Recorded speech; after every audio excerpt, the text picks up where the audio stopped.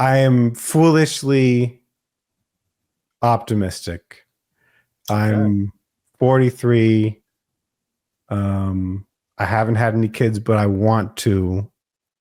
It's very hard to build things in this world, but God loves me very much, and He always gives me another chance.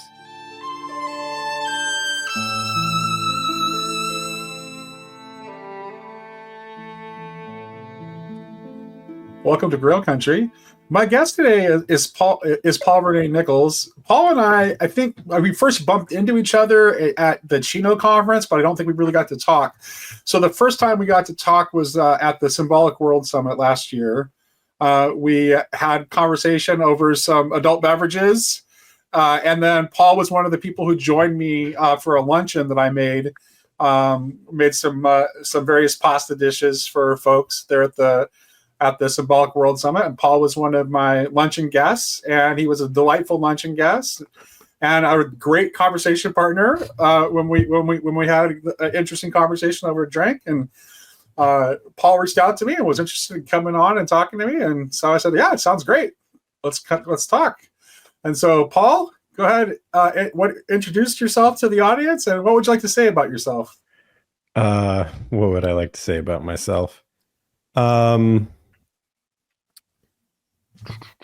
I guess I'll give a quick bio. I was born in San Antonio on a military base. My parents met in the army in Germany in 1981. I was born in February 1982. My parents got married in January. So you're like this. You're very close to the same age as my baby sister. My baby sister was born in March of 1982. So really, really close in age to my youngest sibling. Yeah. So I'm 43. Yeah. Most people say I don't read that way. I've got a bit of gray, and there's some wrinkles in my forehead, but I would have probably guessed you were a little younger. I probably would have thought you were more like mid-30s. So yeah, that's yeah. And people think I'm younger than I am. My dad is from the Northeast. Mm-hmm. My mom's father was a medical tech in the Air Force, and she was born in Europe. In the not the immediate post-war era, but something like the 60s. Mm-hmm. And so they moved around a lot. She lived in Europe and California, and landed in San Antonio, Texas, due to all the military bases there. Mm-hmm. And so after she got pregnant, she went back there, and my dad decided he did not want her to raise a son alone, and they ended up having 5 more children, but they're divorced now. Mm. My dad grew up in Reading, Massachusetts, which is a very wealthy suburb of Boston. Mm-hmm. And he was kind of a screw up and ended up going to university in Oklahoma and dropping out, and eventually landed in the military. But which university did he go to in Oklahoma? I was he a cowboy or a sinner? I have no idea. Okay, I'm a big Sinners fan. That's why I asked. But after I was born, they moved up to Massachusetts to be with his mom, mm-hmm. and sometime after that, he got things together enough to move us to an apartment in Lowell, Massachusetts. Mm-hmm. Lowell, Massachusetts. It has UMass Lowell, which I think is a decent university, but not the top tier. Right. And it was the crack cocaine capital of Massachusetts, along with. How old were you when you moved to Lowell? I was pretty young. We didn't leave Massachusetts until I was about to turn 9, so that was relatively okay. early. But yeah, the other thing about Lowell, Massachusetts, it's got a heavy Cambodian immigrant population. Mm-hmm. So I spent my early years in Massachusetts, but when I was about to turn 9, we moved down to Texas, and I spent a bit of time with my mom's dad and his wife,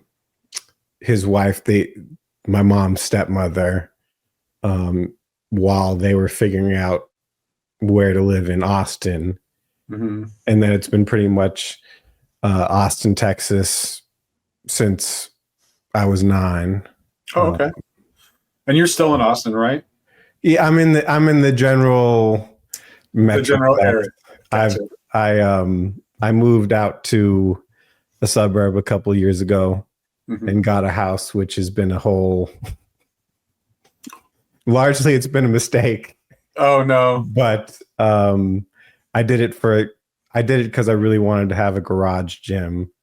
Gotcha. Yeah, I've seen your Twitter posts with your workouts. And it's like you have a very nice setup.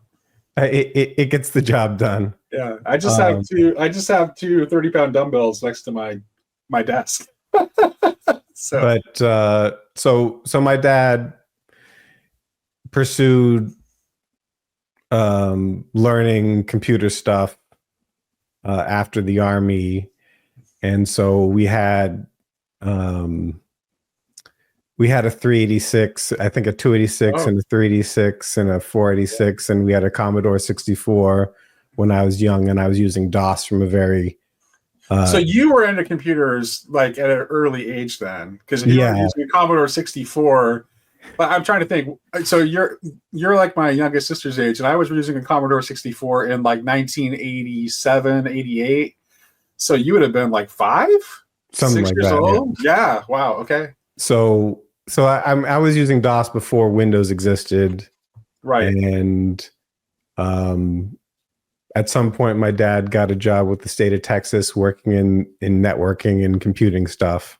Mm-hmm. And so he managed to swing getting an ISDN line to the house for his work. Right. That's a big deal in those days. Yeah, I mean, it was just normal for me. So around 10, 11, 12, I started using Unix, and I had access to the internet, and I had email and all that jazz. Yeah. But on the command line. And so do you work in IT? Yeah, I'm a software developer of sorts, and I've been doing various forms of that. Yeah, I kind of figured like that sounded like the trajectory with getting interested in computers at that young an age. So I mean, it's not I don't really like computers or software, and you did at some point though. No.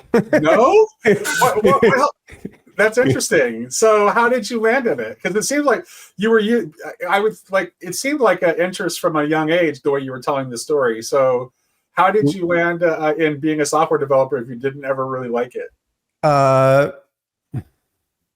I'm very aggressive and competitive. Oh. And I like building things. Okay. You know, I'm somewhat of a born engineer of sorts. Okay. And so, like when I was a child, I would build Legos, either, whole sets, building out spaceships and pirate ships and whatnot, when I got those as presents. But I'd also just build things off the cuff. And so I have a natural desire to create, and part of that is the engineering, and part of that is the other more creative stuff like food, photography, music. Yeah, I remember when I remember you from Chino. Like you were always with your camera everywhere, taking all kinds of photos. Yeah, that's a hobby. Another thing I've been engaged in with my father since I was very young. I remember in elementary school in Texas, we put together a pinhole camera and we developed the film ourselves in the bathroom, that sort of thing. And I got to a point after college where in 2008 I had the money to throw down on a Nikon system, and a relatively high end one. And so I devote my photography my photography skill didn't justify the expense at the time, but I caught up rather quickly, and I developed pretty serious skills in Photoshop, and that's followed me. And a few years ago, I'd promised myself I would get a new camera system, and I would get new recording gear, because there was a period of time where around 2010, this is all over the map, when because of my electrical engineering background, I went to UT Austin and studied electrical engineering. I understand a lot about electrical signals and frequency components and Fourier transforms and how that all works. And for whatever reason, I was driven in 2010 to start learning music production, recording, and mixing. And I also have a musical background. I've always been attracted to music, and I just have a natural desire. What kind of music? What kind of music do you like? That's too long of a sidebar for right now, I'd say. Just give me a little taste. I mean, I like everything. I like opera. I like Wagner, Ring Cycle. I like rock. When I was a kid, I was big into Van Halen. Okay. But because I have a natural desire to drum, and I did percussion in middle school and my freshman year of high school, I've got somewhat of a classical percussion training. But I've also got reps on drum kits, and a lot of my music these days is hip hop influenced, because I like drums, I like rhythm, and I grew up mostly around Hispanics and African Americans, and there was a phase in maybe that started more properly in 2005 when I started hanging out with local rappers around town. There was a little period of time that started in 2012 because I was a scene photographer in the hip hop space in Austin, that I got the name Paparazzi Paul. Oh, cool. But man, you've lived an interesting life, Paul. I've lived 4 or 5 whole lives in a short 43 years. Yeah. So that musical background, plus the electrical engineering, plus suddenly being interested in recording, I taught myself all of that stuff, and I started getting into that. And I had rented gear from a local music equipment rental shop, but I had to get rid of that stuff, and I promised myself, at some point, you're going to get me new music gear and a new camera. And I had restricted stock units that I could sell for 30 grand at the time. So I did that, and I bought a bunch of new music and camera gear. That's what I was, the camera I bought at that time was what I was using at Chino, a Canon R6. Gotcha. So how did you how did you end up landing in this space? What was your pathway? I know you mostly Pajot world, right? For you? I mean, not exactly. Oh, okay. Let me hear it. I kind of just assumed that. I mean, I've been a lurker for a long time. It was the Chino was my breakout. Gotcha. Moment. and I've still since then I've been somewhat of a sleeper, but it seems like more and more I'm known. Yeah. Space. Yeah. It's good. It's good. So I'll rewind a bit, okay, and talk about my dad, and we can lead into that. So my dad grew up in Reading, Massachusetts. His parents got married in their late 30s, I think, and they managed to knock out 3 kids, boy, girl, boy. My uncle Chaz, my aunt Ruth, and my dad Stuart is the youngest.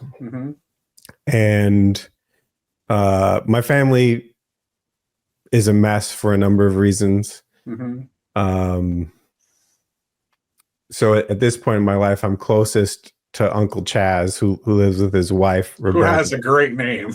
I mean, not everybody has an Uncle Chaz. They live outside Minneapolis in a suburb, but they kind of moved around. Gotcha. And they've got 2 sons, my cousins, Ben and Mark. And so they went to a Northern Baptist church in Reading, Massachusetts, and my dad is very similar to me. So tell me, wait a minute, Northern Baptist. That's actually, I don't think I've ever heard that term before. I do know Southern Baptist really well. I got a bunch of Southern Baptists in my family. So what would distinguish a Northern Baptist from a Southern? I mean, I couldn't tell you, but they're not. They're Baptist, but they're not like the Southern Baptists. Gotcha. Very, very upper class New England sort of thing. And I honestly couldn't tell you, because my dad read the Bible. He's similar to me in terms of intellect and intelligence. Yeah. Sounds like it from what you were saying about him earlier. But though I think I surpass him on a number of things. Maybe that's just my arrogance. But he read the Bible when he was young, and he rejected the whole notion of God thing. Yeah. But you got to throw into the mix there that his father died of lung complications when he was 14. And from things I've pieced together, because in 2014, I reconnected with Chaz, and I started going up there in the summer and to Minneapolis most years. And I went to both of the cousins' graduations. So I got really close to Chaz and Roberta, and I'm closer to them at this point than I am with my parents. That their mom was a complete wreck when the dad died, and she was often catatonic, and they just stopped talking about their father. And since memory is an active thing, you don't just read off the mind. Memories can be altered by future experiences and whatnot, because they didn't really keep him in conversation. A lot of their memories of him have been lost. So between my dad's intellectual rejection of God and his father dying, he was more or less an atheist, and he tried to raise me that way. And I remember when I was a preteen, because I think the American Atheists, whatever the organization was called, was headquartered in Austin. They had their conference here one year, and he took us there, a few of the kids. And so so your dad was an evangelical atheist? Yeah. Not just an atheist. Okay. And so he tried to steer me down that path. And I went to the magnet middle school and the magnet high school for science. And I had the sort of typical arrogant attitude towards Christians at the school. And I'd give the dumb arguments about why God was stupid. And so because of my science and engineering training, and I thought I was in control of everything,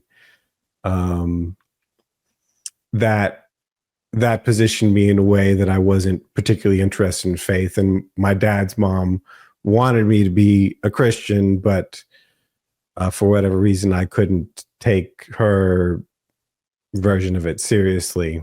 Right. And it was only much later in my 20s when I started.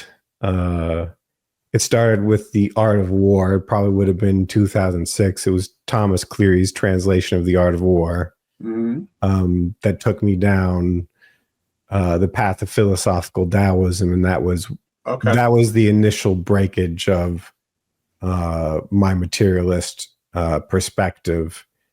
And between 19 and 30, I was with a girl I went to high school and college with. We never got married. We talked about getting married around college graduation, but for whatever reason, my dad steered me away from that. And we just ended up in a very unhappy 10-year relationship that wasn't going anywhere. And things got very nasty towards the end. And we broke up in April 2012. And I'd been I gained a lot of weight, and I'd been out of software for a few years. So I had to rebuild my software career. And by the time 2016 rolled around, I was making six figures for a couple of years. And for the first time in my career, I was I had access to women, but no particular committed relationship at that point. Right. And I wasn't really doing anything with my life other than working and coming home and drinking and passing out on the couch to YouTube. And for whatever reason, Jordan Peterson showed up on YouTube, and I fell into the whole biblical lectures and all of that. And then when Vanderklay started his what was your first thought in encountering that? Like, what was my first thought when encountering that?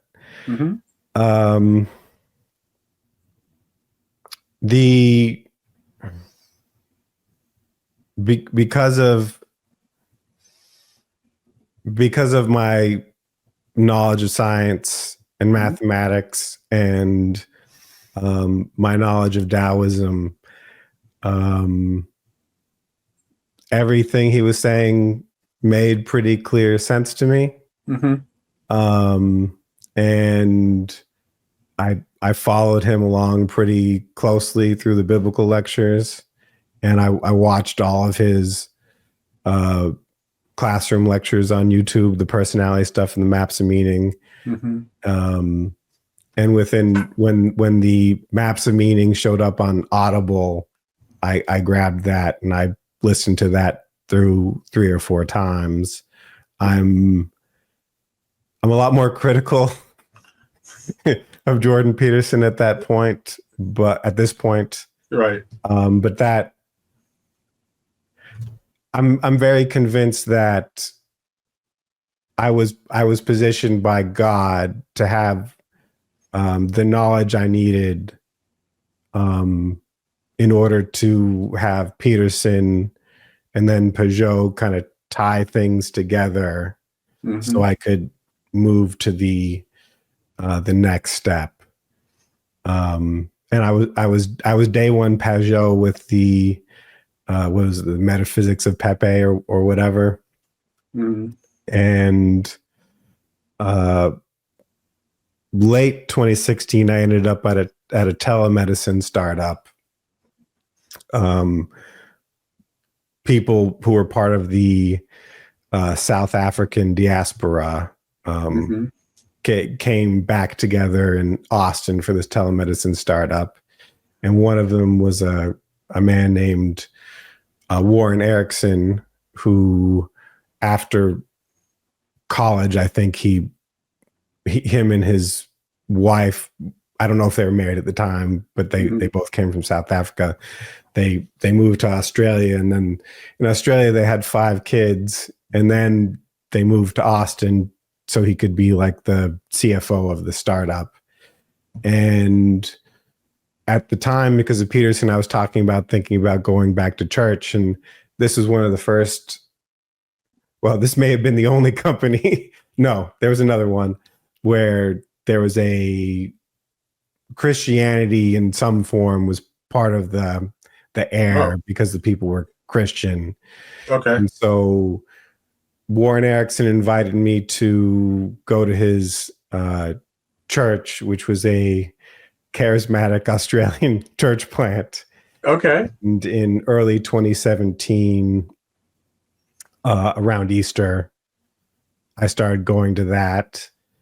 And this was after Peterson said, your Western culture is based on Christianity, so you're a Christian whether you want it or not. And I took that pretty serious, and I was like, okay, I guess I got to do this.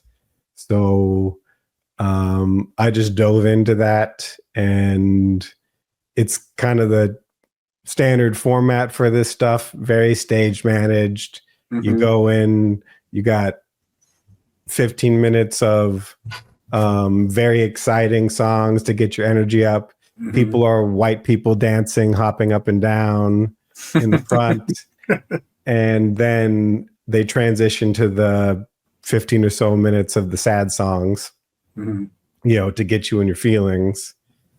And then they transition to the pastor coming out and saying a few words. And then they transition to talking about what's going on in the church. And usually that involves some sort of clip reel, basically highly produced advertisements about the stuff that they're doing. And then they get into the sermon, and then the keyboardist starts playing at the end of the sermon, and then the band joins in, and somewhere in there is an altar call of some sort. And so I started doing the dancing and all that. And at some point, the pastor was a guy from the Pacific Northwest who had a background of being a used car salesman. Wait a minute. What was his name? I'll tell you privately. Okay. Because I know at least one charismatic pastor who was a used car salesman from the Pacific Northwest. So I'm sure it's relatively common, but it might not be that unusual a combination. Yeah. But he's still in the Austin area. Oh, okay. It's not the guy I'm thinking of then. I don't really interact with him, but I try somewhat to not slander people too much in public. Oh, I understand. Yeah. So the pastor had a custom church app company, and I didn't really like the telemedicine startup, so I moved over to that company. And so there was this period of time where I was. So you worked for the church then, basically. Well, I mean, I worked in the church, but it wasn't right. So I was working upstairs in the app company for, during the weekdays, and then I would also be taking their classes. I went through 2 of their classes, and at some point in mid to late 2017, I started doing photography during the services because I'm a photographer. And so so I really dove into it, and there was like their catechism course involved them telling all the lore about how Planet Shakers started in Melbourne and all that stuff. And at the end of it, you do this thing where you write down all your fears and your sins in a packet, and just like they did when they were starting, you take that up and you put it in the shredder. And I also got baptized there, though I got rebaptized Orthodox because I didn't think it was a valid baptism. But at some point, I'd had some interactions with Peugeot on Twitter, and I still see value in evolution. Like I don't reject evolution entirely. And that came up. They were simplistic creationists. Yeah. And I tweeted something at Peugeot, and I think he replied like, maybe you need to find another church. And so there was a point in time when I stopped doing the photography because I was getting burnt out by how much I was doing in that space. And then when I stopped doing that, I realized I wasn't really into what was going on anymore. I was just keeping myself busy. And so I looked up Orthodox churches, found one, and I started going to the Saturday evening prayers in the summer of 2018. What made you decide to check out the Orthodox church as opposed to something else? I'm just curious. Had you been listening to Peugeot? Yeah, I've been listening to Peugeot, but part of it was the Protestant stuff seemed silly, and I'd done not quite 2 years of it, but I'd taken it seriously, and I even some Australian at some point in the second course put his hands on me, and I was speaking in tongues. So I took it all pretty. I was raised Pentecostal, so I'm not. Although I never was in I was never in a very large church. I was never in a church that had more than 200 people. So I never had that full blown charismatic megachurch experience. I was mostly in small town Pentecostal churches. Well, this was a church plant, so there's multiple campuses in Melbourne. Yeah, but this was a pretty small. Oh, gotcha. It was connected to a larger organization. Yeah. So it had, okay. They're desperate. They're probably still desperate to be like Hillsong, but they're only really big in the Philippines. So I had a general sense that Catholicism wasn't something I was going to pursue, and the Protestantism seemed silly and infantile, but mainly it was I can't do this Planet Shaker stuff anymore. But the mandate handed down by Peterson that I'm a Christian and I need to take that seriously was still in operation. And the other leg of that was Peugeot seemed to be the orthodoxy seemed to be working out for him. And so I just, and he's a very sophisticated thinker, and you can see yourself like, hey, if it works for him with somebody who has is as complex and sophisticated a thinker as he is, then it would probably work. I get it. Yeah. Well, I don't know that I don't know that I intellectualized it or articulated it in a particular way. It was more just that seemed like the only direction I could go. And so I attended Vespers once in like June 2018, and I found out that at the time the church had been growing so much that they got permission from the bishop to hold 2 liturgies on Sunday, which is extremely unusual. And so there's an 8:30 liturgy and a 10:30 one.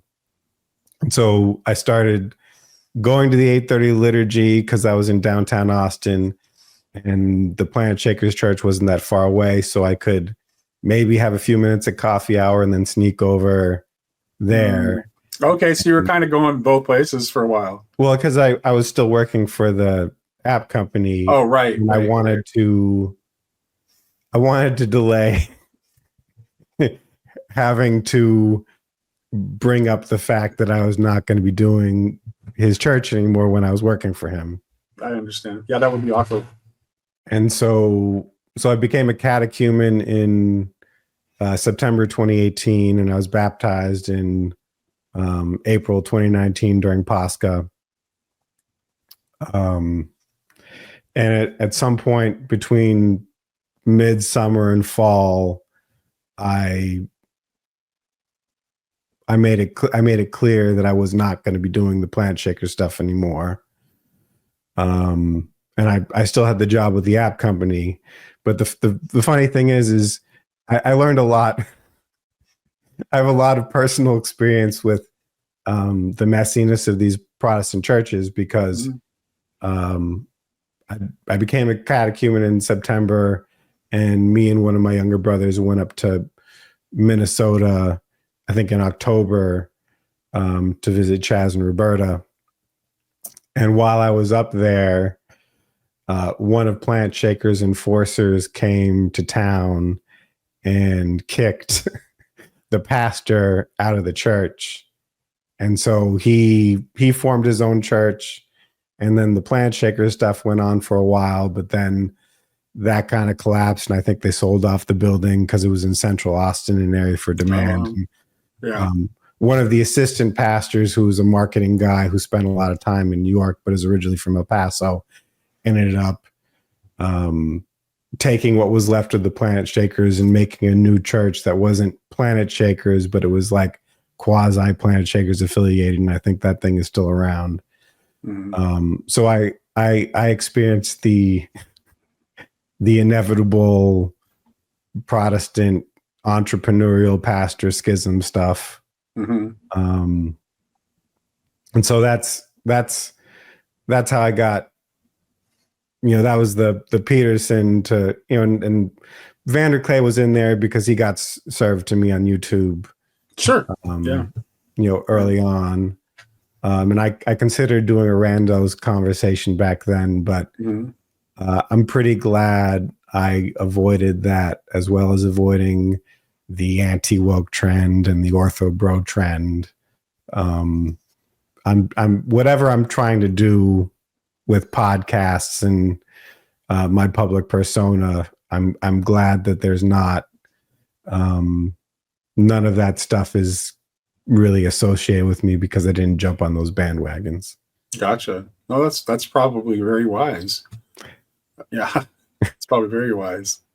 I definitely was talking through the anti-woke phase, but that was never really my emphasis. So I was talking, but I tried to talk about things that were other things besides that, because I did see the inherent mimetic dangers in that.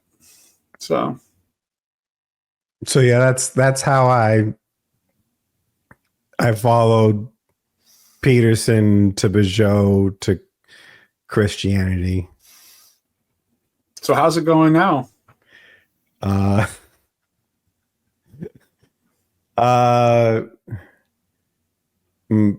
Church attendance has been really spotty over the past couple of years, and I haven't been in a few weeks. And it's pretty rough. I don't know how much I want to state publicly about my future ex-wife and my divorce. No, you don't. You don't talk about anything you're not comfortable talking about. Well, I don't want to go into. I've been through it, so it's like I understand where you are and what you're going through, and if you want to talk about it, I'm here to listen to you. I don't want to try to force it out. That's fine. I can't exactly not talk about it because it's in the mix, but I don't want to go into excruciating surgical detail for a number of reasons. But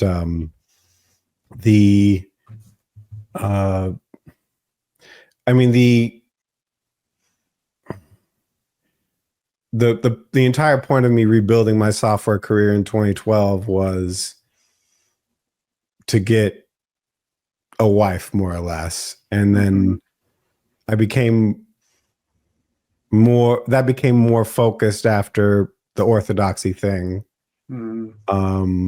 Though my experiences in Christianity is that it's not exactly straightforward to find a wife in the church, regardless of what the church is these days. But in 2021, we had a snowstorm in Austin where it was around Valentine's Day, where snow was on the ground for a whole week in February, which never happens. That's gotta be, And I around that time I was starting to get it. I was trying to improve the way I dressed. I got a blazer and some other stuff, and I started to get into perfume.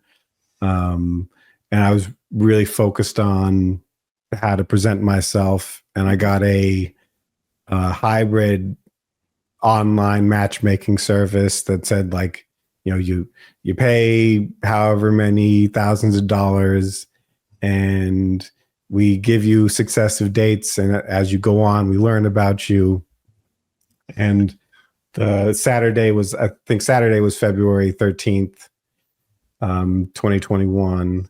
I had my first date, and it was a lapsed Catholic dog mom whose entire life revolved around vacations and having margaritas on restaurant patios with her dog and her friends.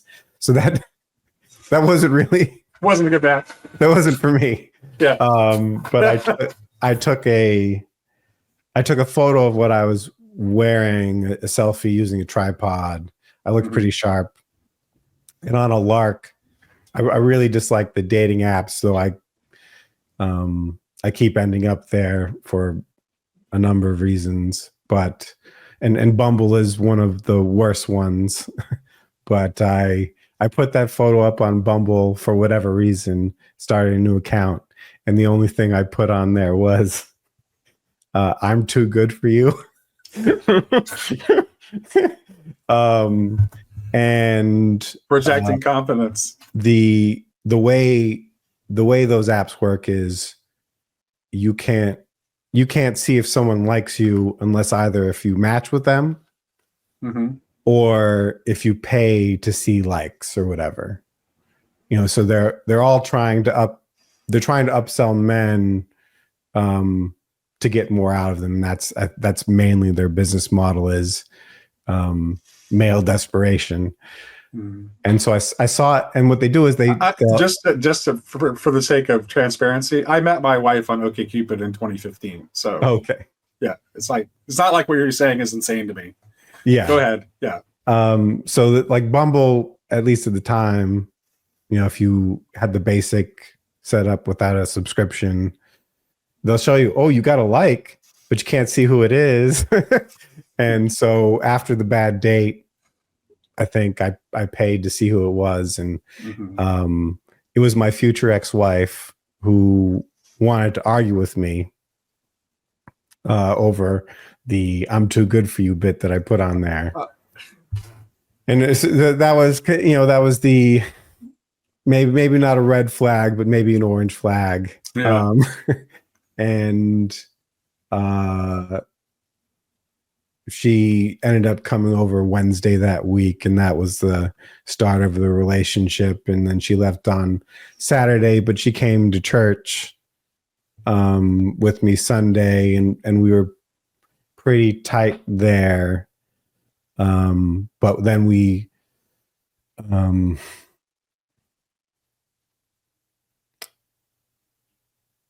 so she attended the Orthodox church with you, but she didn't. Did she happen to be Orthodox, or no? What was she? Just kind of vaguely Christian, but not particularly culture. Okay, just kind of generic American Christian-ish. Yeah. Kind of. Okay. Got it. So things were pretty good at first, but she has some issues with anger and her past. And by the time we got engaged in August of that year, we were fighting frequently. And things really came apart in February 2022 after she got baptized in the Orthodox Church, and we broke up. And then we flirted with getting back together later in 2022, but she flaked on me after a couple months of that. And then she's from the inland Southern California, around where the Chino conference was. Okay. And our first Christmas together, we went to visit her mom and her family. And we flew into the Palm Springs airport, and we flew out of the Palm Springs airport. And she told me about how in her first, she got married when she was 20. She had a first marriage, how she lived off grid in Joshua Tree and all of that. And my winter 2022 was very rough. There was a period of time where the power went out in my apartment, and I was in my feelings about getting rejected by her again. And one of my brothers wanted to live with me, so I started looking at renting a house. And that ended up becoming me buying a house. And I finalized that in February 2023. And that was when the announcement I was aware of Thunder Bay, but I didn't think I could make that happen. But then, that's Thunder Bay was such a strange place to have that first conference, because it's a really remote place. It's not easy to get to. But the Chino got announced in that February, and so I signed up for that immediately. I just bought the conference stuff and didn't really think about what the travel plan was going to be or what I was going to do. But as it got closer, I decided to take an extended vacation. I'd been doing some consulting work on the side through an old friend who when I taught a boot camp, I taught him a coding boot camp for a woman who did freight stuff in Long Beach, California, like moving shipping containers around, trying to do a startup around that. And I remembered my experience in Palm Springs, flying into that and that whole thing. So I made this plan of flying in on a Sunday, waking up early, hitting Joshua Tree National Park at sunrise to take photos, spending a couple days in Palm Springs, driving out to the coast to see the woman who had the company in Long Beach, and then seeing a friend around Irvine, Costa Mesa, who I used to work with at a tech company, and then driving up to Chino for the conference. And that's what I ended up doing. And what that was about was trying to sort of reclaim Southern California experiences and reevaluate that from my own perspective. And I ended up taking some nice photos. I was on whatever the Discord was. And I published some of those, and I ended up even influencing Vanderclay a bit because he brought up U2. And from time to time, he still says things like, you still haven't found what you're looking for. I've heard him say that a few times. I managed to sneak that into the space. And then I did the conference and went to the Riverside Church there was a night I went to Vespers Mhm. during the Chino thing. So it was a very powerful experience for me, and that launched a bunch of friendships, and it made me. I don't know if I would say at that point I was a known quantity. I don't think I still am, but it made me a presence in the whole corner. Like I met Matt Kratz on Twitter during that because I was posting photos. My friend Deacon Henoch, he's an Ethiopian deacon now based up in the Northeast, the Northwest around where you are. Oh, okay. Where in the Northwest? I might go visit his church sometime. Well, I'll connect you with him. But when we connected, he was still in Southern California. Gotcha. And so that launched me being in the space. And while I have a bit of an affinity for Anthony Bourdain. Oh, dude. Now you're speaking my language. And there was an episode, I think it was of No Reservations, where he's in the California high desert with the lead singer of the Queens of the Stone Age. Yeah. And for whatever reason that popped into my mind, and at the time I was building these monthly playlists on Spotify. Okay. And so I can send you the Spotify link to this playlist that I made while I was doing this Chino trip, but it's got Arab Orthodox chanting on it. It's got the Sting song Desert Rose or whatever. It's got a lot of the Queens of the Stone Age. And it was just the whole vibe of my past kind of experiences with Southern California culture and memories of Anthony Bourdain, and my ex-girlfriend who was from the area who's now about to be my future ex-wife. And for whatever reason I DM'd her Joshua Tree photos I took at sunrise and the playlist, and we ended up getting back together in June 2023.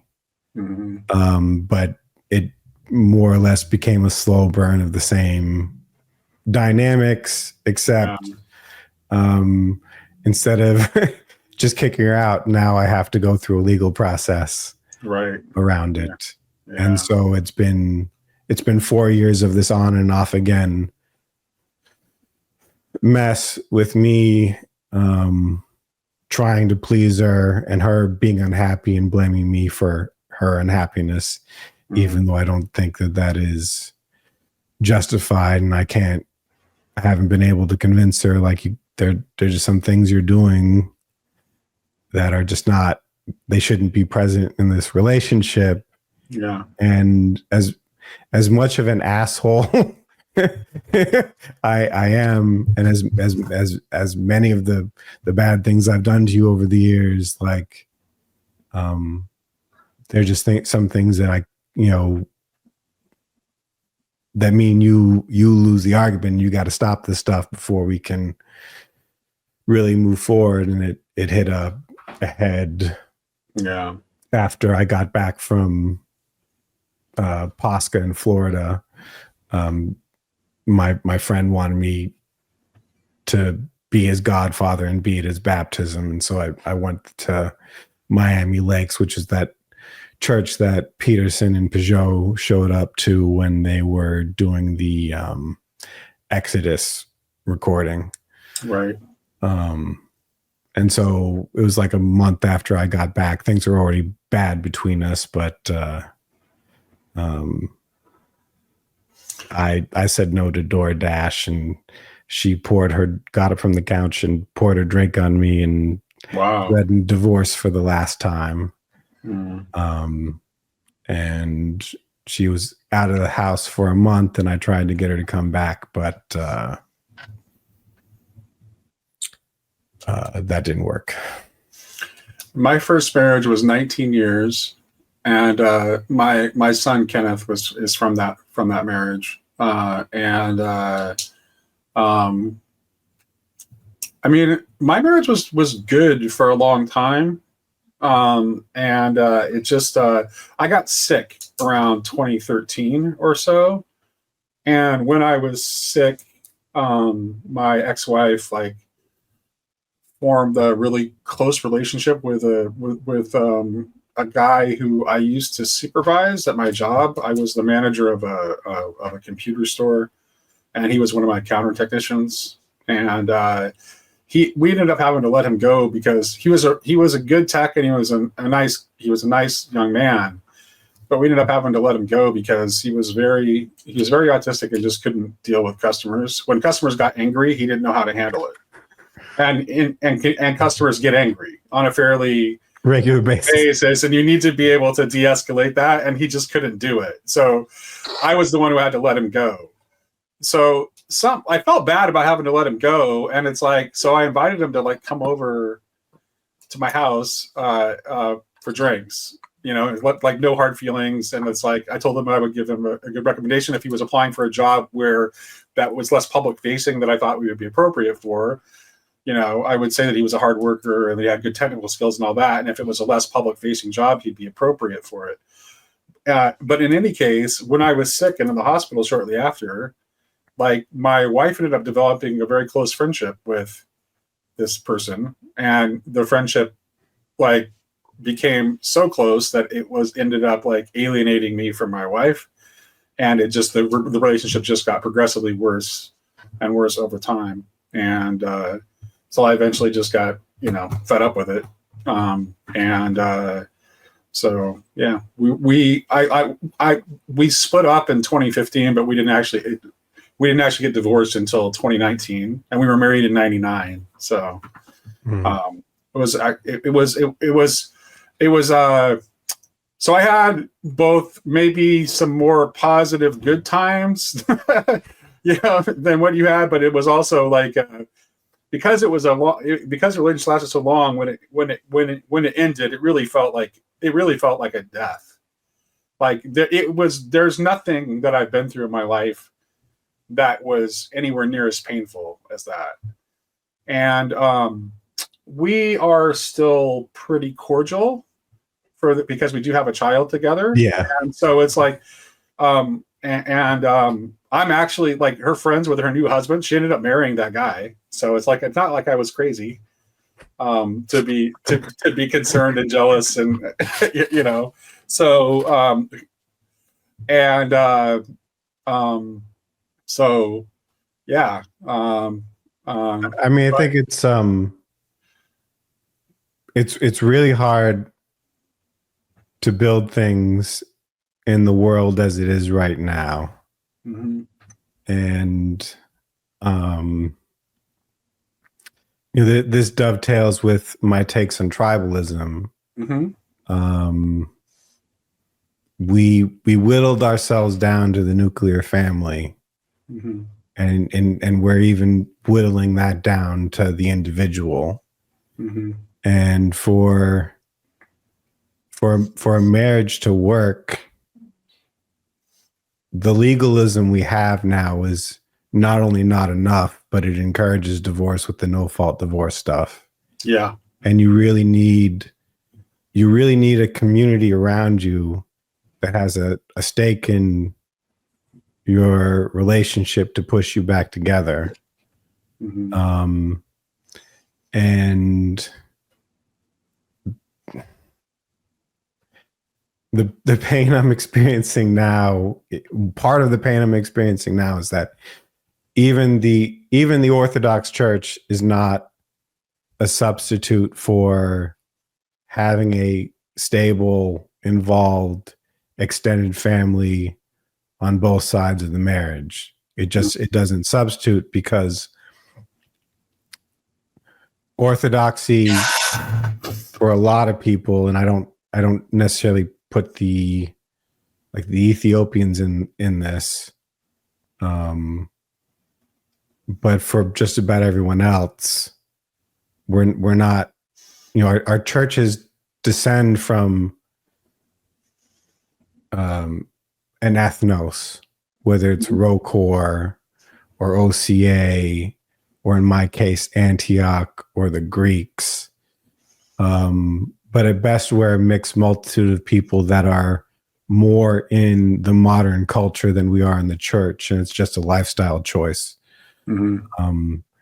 And even if people wanted to, even if the priests and the bishops wanted to, it's very difficult to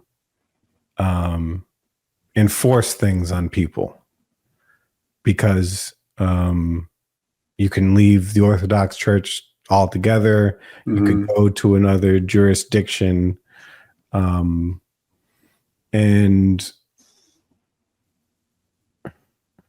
this may get me accused of mild sexism, but you're not just marrying your wife. All of the women in her social life, those are coming in too, and those are the people that she's talking to. And it's not like that's all the nice older church women who are in stable marriages who want to have a stake in your marriage. It's all these people who are outside the church, who are involved in the culture, who are like, you don't need that guy. He's no good for you. And I suspect that there are even people who were at my wedding who were in the church, who, if they didn't actively encourage her to end things, certainly didn't encourage her to work things out with me. And so that has to sting. Yeah, it does. I mean, but I mean, it's that has been,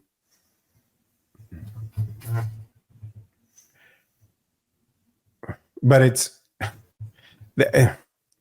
because what I've been trying to do is trying to find a way to undo all the influence of this destructive modernist liberal culture in my life. And what I found is that even orthodoxy is not a place to escape it. But if I go back to the root of things, it's like I saw who she was early on. Yeah, I brought her to the church where I established myself. And so all of the pain of seeing people who were my friends first side with her is my fault ultimately.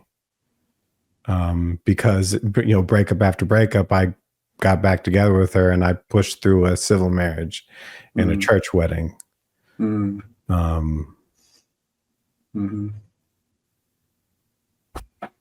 So, yeah. No, I mean, that's really tough. I suppose maybe I just got lucky the second time around. But I met my wife in 2015, my current wife in 2015. Like I said, on OkCupid. We happened to work for the same agency without knowing each other. We worked in different parts of the agency. She works. She's the manager of the heart disease, stroke, and diabetes prevention program for the Department of Health, and I was working in public disclosure at Department of Health at the time when we met. And our first meeting, we actually agreed. There's this this fountain there was this fountain at our work that had like a frog sculpture by it, so we just called it the Frog Pond. So we just met up at work by the Frog Pond, and I can remember I remember the dress she was wearing, and she just had this amazing smile, and it was just like instant chemistry. And Um, um, I had not yet returned to the church at first. So it wasn't until I didn't start going to church again until, I was looking for a church when COVID lockdown happened. So I had to wait until after lockdown to actually start going to a church again. So after lockdown, I started going to the Anglican church here with my son. I had tried out a few other churches, and then my son came to me and said he wanted to be Anglican. So I was like, hey, we'll try it out, see if it fits. And we've both been there ever since. And because I wasn't Christian yet at the time, we were married. We were married in her synagogue, so I had a Jewish wedding. With contract and all. So I signed a traditional Jewish marriage contract, and we were married by her rabbi at her synagogue. And maybe there's something to be said for the fact that my wife is Jewish, because some of the concerns that you have about the modern culture are mitigated somewhat within the Jewish cultural context, because Jewish culture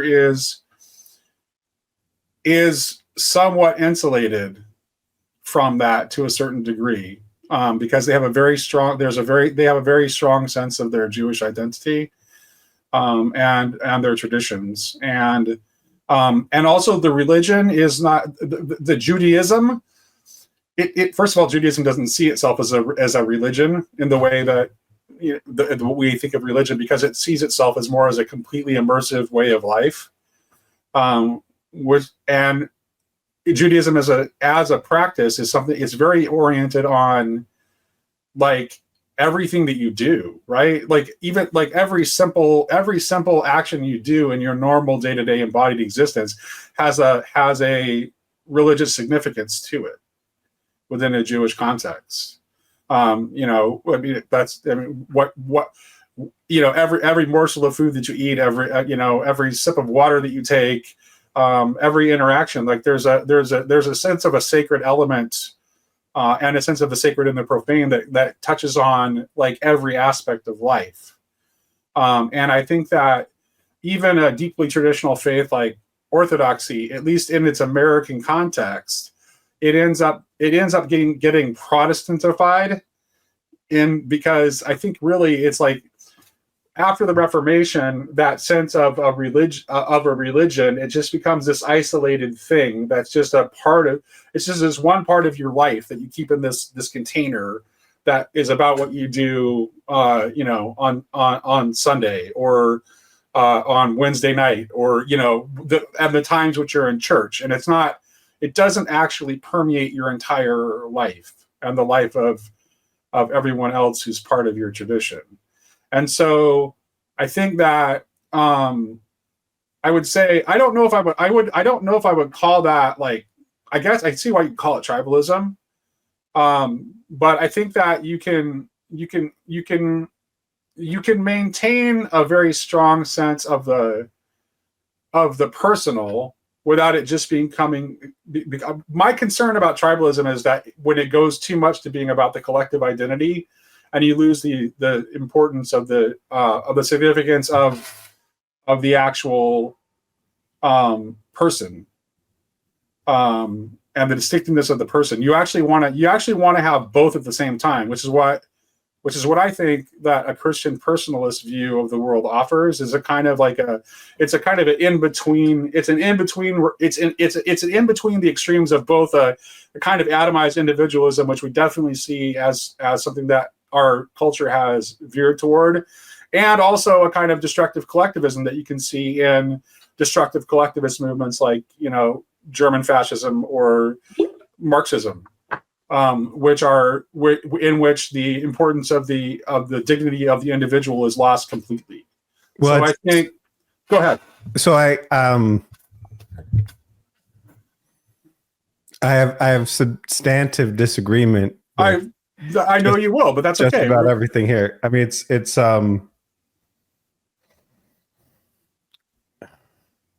I'm trying to think how much I want to say. So I think the obsession with being an individual person is just fundamentally bad, and it leads most people astray. You're not your life is not your own. Individualism is compatible with suicide, but Christians consider suicide a sin. You don't have that level of autonomy or ownership over your life that you can end it like that. Your life is not your own. You belong to a community. Well, you should belong to a community. You should belong to God. But I want to attack this in a number of directions. One second, I just want to stop you because I'm saying person and not individual for a reason. Because Aquinas defines a person as a relation. So a person is not something which is defined in a kind of atomized way, the way we use the word individual. A person exists always and only in relation. So there's always a relational context. But I mean, I'm not, I have to admit, I'm not particularly interested in Aquinas's mental gymnastics. I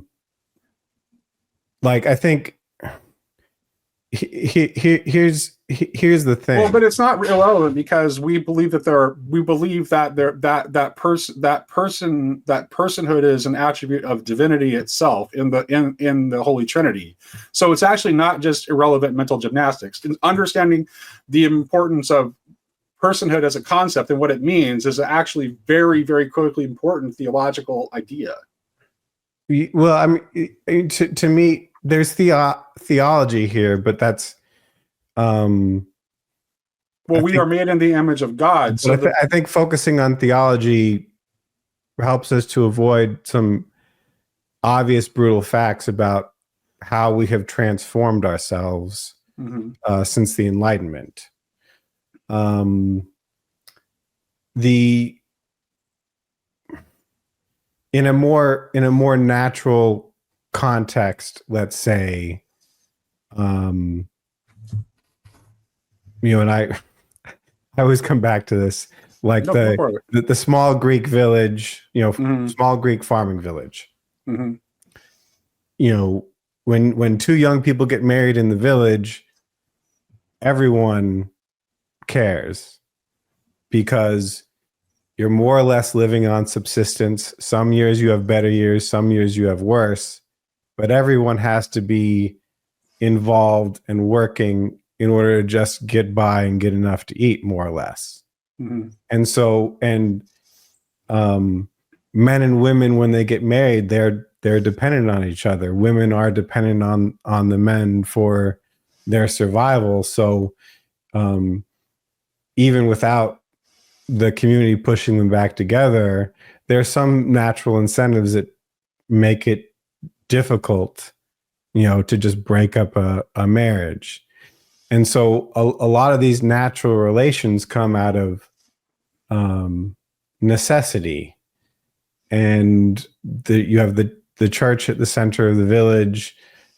The whole thing revolves around the church calendar, and everything has significance. And there's, the harvest festival in the fall, and Pascha is is about spring and renewal. And there's an aspect to the traditional Lenten fast that has to do with the end of winter going into spring, where there may be just less food and you have to get by on less.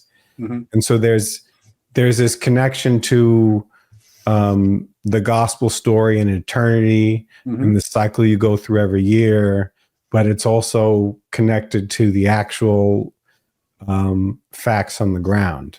And in that context, there are very few fully developed persons or individuals in the community.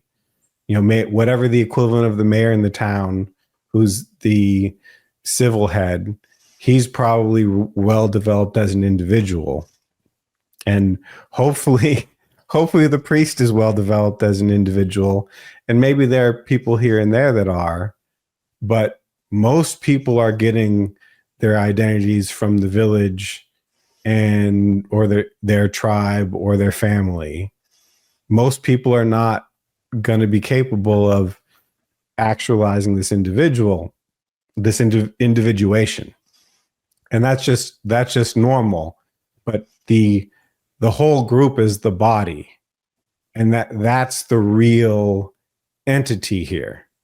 But what happens with the Enlightenment is that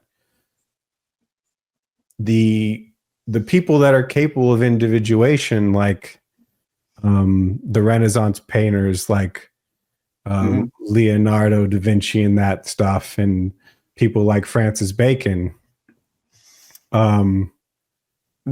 it's not so.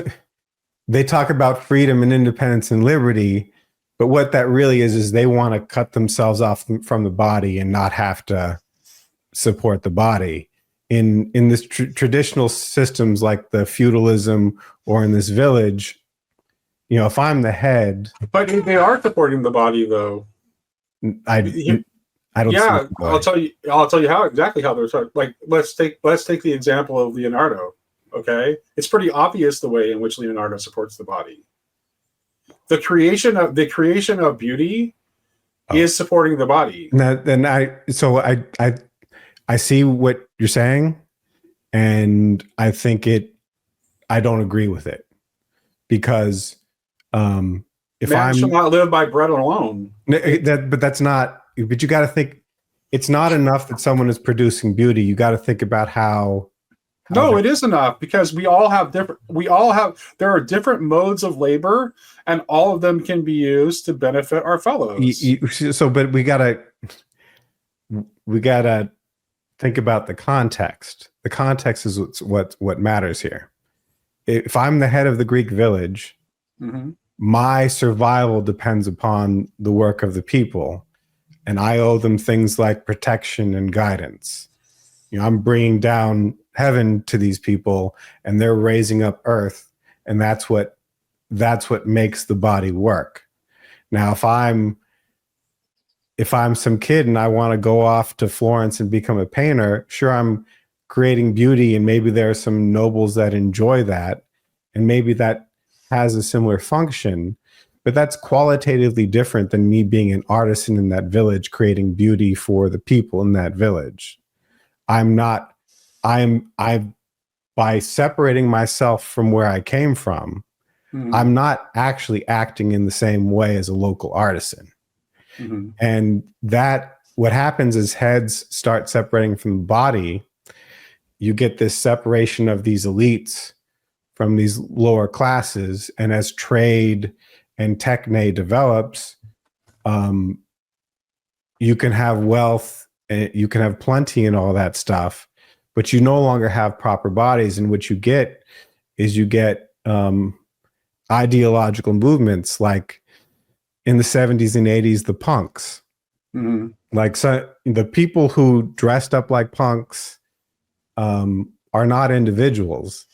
They think they're individuals. No, right. Yeah. But that's what happens is you get the elites who can ascend, and then you've got a head that's separated from a body, and you've got a body that's separated from a head.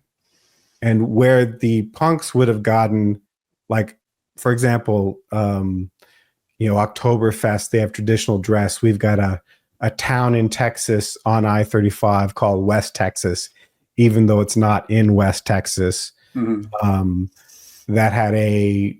was a Czech settlement, and they still have their version of Oktoberfest called Westfest, and they dress in their traditional garb, and people come in, but it's a carnival, it's a theme park version of it.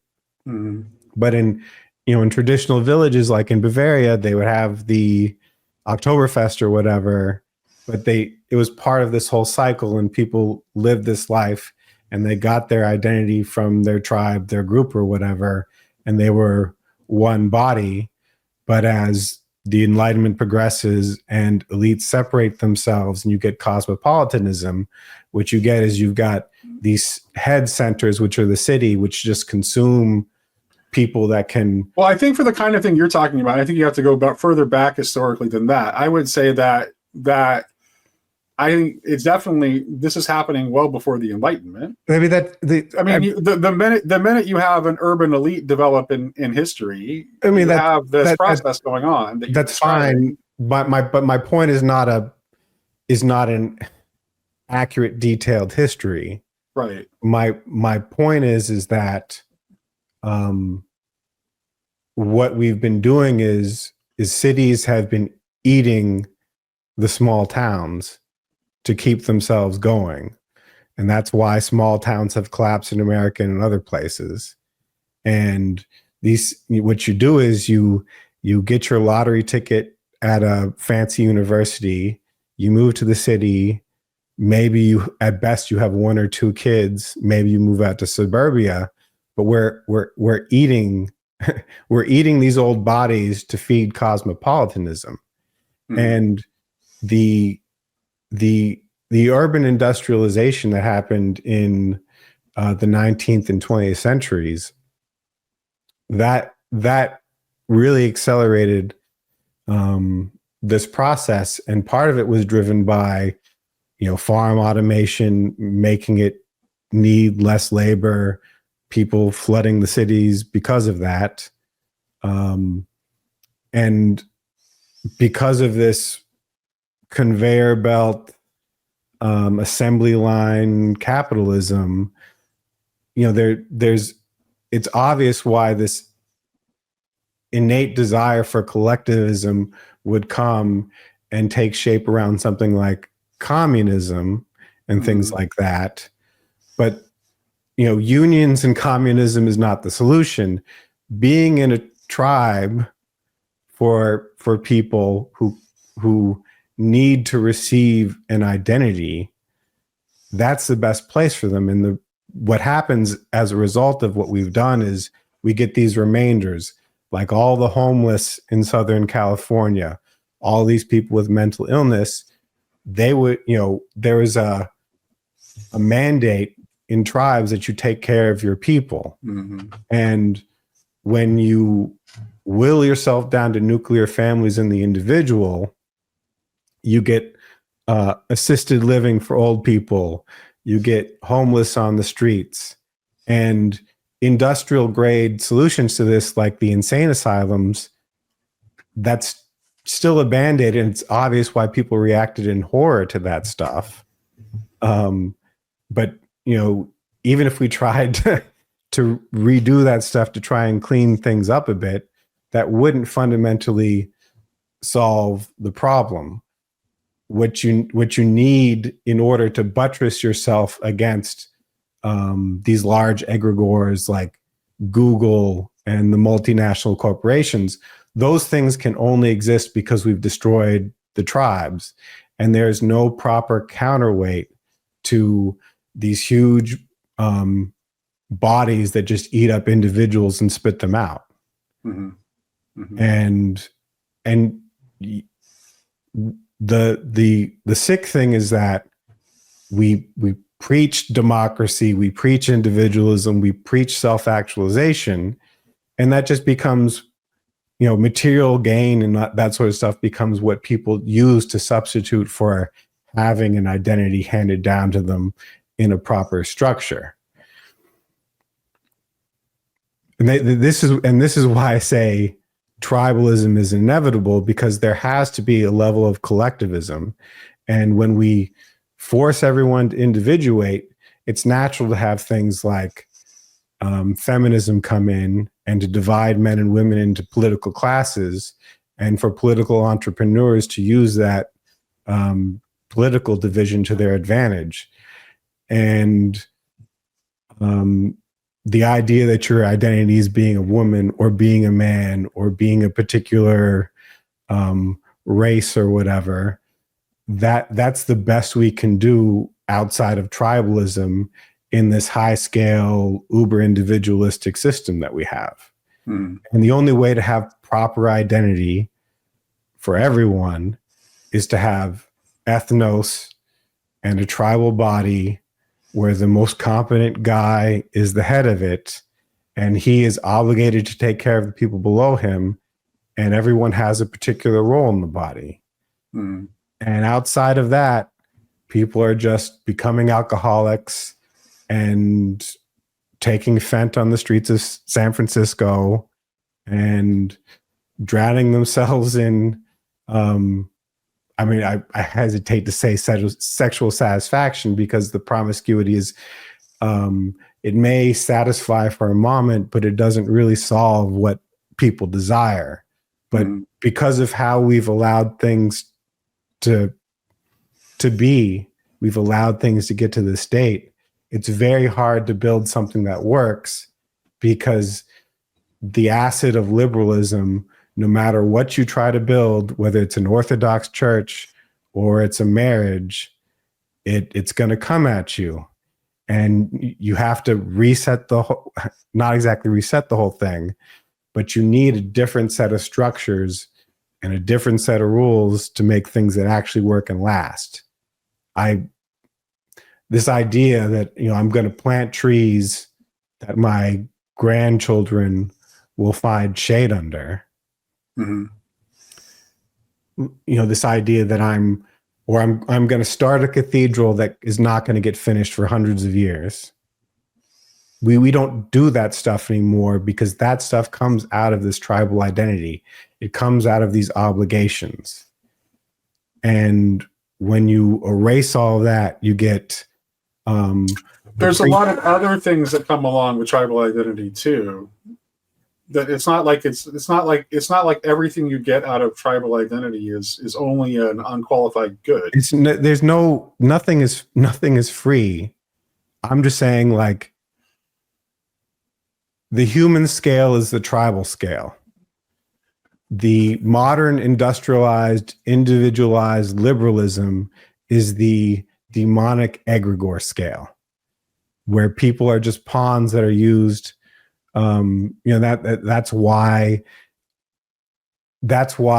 people who shipped manufacturing over to Asia, they didn't feel any particular obligation to the peoples whose jobs they were destroying, because the goal is GDP line go up. It's not we have obligations to those below, and those below us have obligations to us. When you separate the head far enough, then the head is just going to scheme in whatever way that works best for the head, because it's detached from the body. But the only way to have a proper head and body relationship is it to be scaled small enough that the identity flows through the whole body. But something like Google or the federal government, that's always going to separate head and body in a way that makes that impossible. Yeah, but I just don't see any, well, first of all, I think you bring up a lot of excellent points, and there's a lot of things I would agree with. I would want to push back. You are scared of tribalism because of the pseudo-tribal egregores of the 20th century communism and fascism, which are just, those are products of this same system. They're not the same thing as tribalism. And the thing about tribalism is that there are bad things that come with it. Yes. Like, you don't, in a tribal situation, you don't own yourself. You can't just leave and go to college without permission.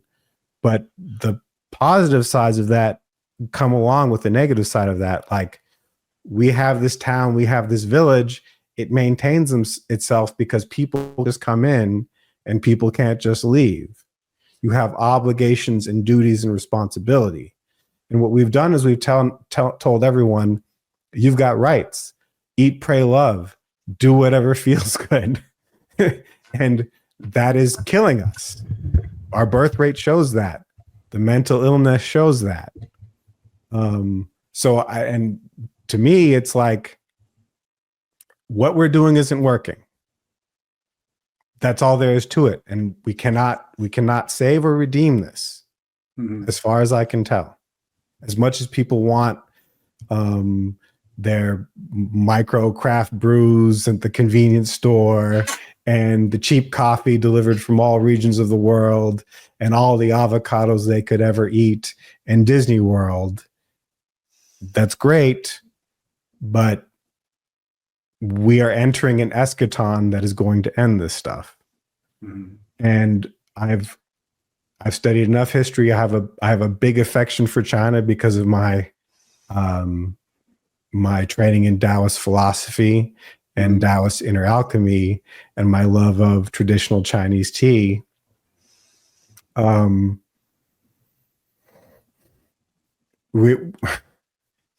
not sure where I was going. You're being very articulate, and you're making your case very well. And there's a lot of things I would agree with you on. I just don't know. I think I would want to have another conversation where I would try to. I remember where I was going. Go for it. The Tao Te Ching and Sun Tzu's Art of War, and Kung Fu Tzu, Confucius, his work. All of that happened when the Chinese Empire at the time was transitioning into the Warring States period. Gotcha. And for whatever reason, because of my Eastern leanings, I'm not that up on Rome. I'm not obsessed with Rome, though probably I should be as an Orthodox Christian. What happens is it's a Tower of Babel situation. You build too high, you build too wide. The head separates from the body, and eventually communication between the head and the body falls completely apart. And what happened in China is it more or less split into multiple states that congealed into 3 states with warlords running them, all of them trying to vie for being the authentic Chinese empire. And do you ever play Romance of the Three Kingdoms? No. Okay. And that's where we are now. And I said this somewhere else, but the internet, but before that, mass media and our shipping channels, the containerization and all the stuff that America did post World War II, the internet and our trade system, that is the American version of the Roman road. And the various forms of Christianity are akin to the Jewish diaspora in the Second Temple period. And we are going to enter, excuse me for prophesying, we are going to enter into a period where these Roman roads bringing Christianity back together in a sense. And we're going to have a Pentecost type moment. And the temple is going to get destroyed. I don't know what that means. And the American empire is going to fall apart. And we are going to enter a warring states period. And the only thing that can come out of that is tribalism, because in the absence of globalism, the poverty that follows is going to necessitate people to actually work together. Right. I would say, boy, I have so much to say. I wanted this is your time though. And so we'll just have to talk again later. I'll bring you back on again, and then I'll push back really hard. But for now, I want this to be your moment. And so I'll let you have the final word. And I think that you're bringing the things that you are talking about, although I do not fully agree with you at all. I have a very strongly opposing opinion. However, the things that you're pointing at are important. And I also share your sense that we are living through apocalyptic times. So that we could definitely agree on that. I just don't necessarily agree about what direction it needs to go to be resolved. I mean, but we can hash this out later, but yeah. I just want to make it clear, to me, this isn't about how things should go. Like, I'm not talking about... You're talking about what you see happening inevitably. This is the pattern, and it may happen 50 years from now. It may happen 300 years from now. I can't tell you. My ability to see in the future is not that precise. Well, I think if you're predicting the ultimate that things ultimately collapse, you're just correct about that. Yeah, but sure, on any, that doesn't mean that we should be rooting for it to collapse in our lifetimes. But I'm not trying to bolster. I'm not rooting for it. Gotcha. I mean, I don't like what we have now. Mm-hmm. I think that's something almost everyone agrees on. Sure.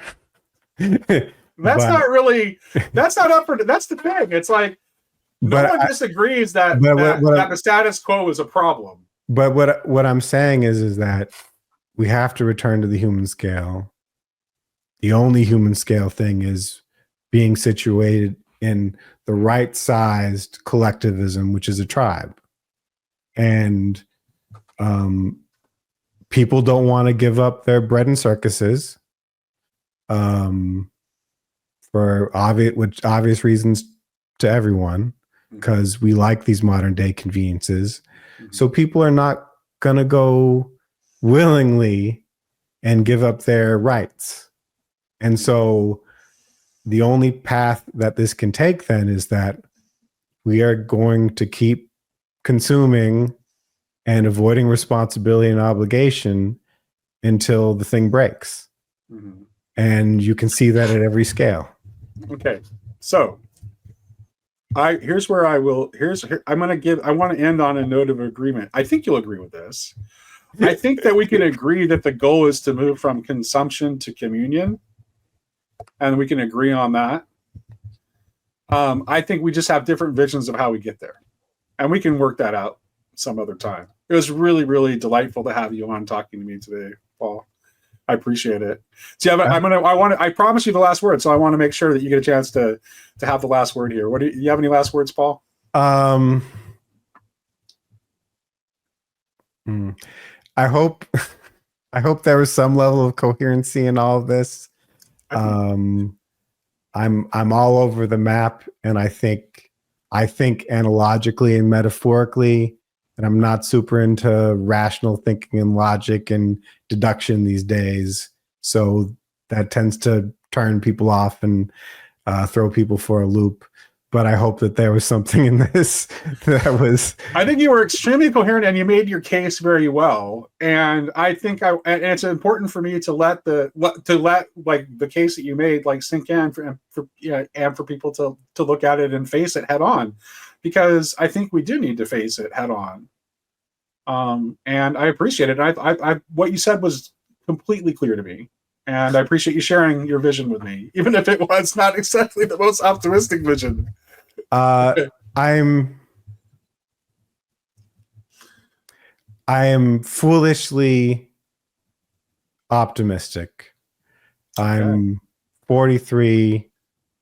I haven't had any kids, but I want to.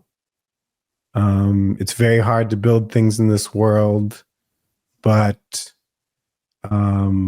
God loves me very much, and he always gives me another chance, and women still think I'm handsome. So as battered as I am by the last 43 years, and as concerned as I am about where things are going, I'm still going to get up in the morning on weekdays and lift weights. I'm still going to try and get my weight back down, so I look slender and sexy. Nothing tastes as good as being thin feels. And I'm still going to approach pretty young 25-year-old women with the same confidence, because I'm not going to give up until God forces me to repose. All right. Thank you, Paul. And God bless you, and good luck. I hope you find all the joy and happiness that you're seeking, and I hope you find a life partner that will be worthy of your affections, and that you spend the rest of your days enjoy. I really do. Thank you. Yeah. You're welcome. All right. Thank you for joining me, Paul.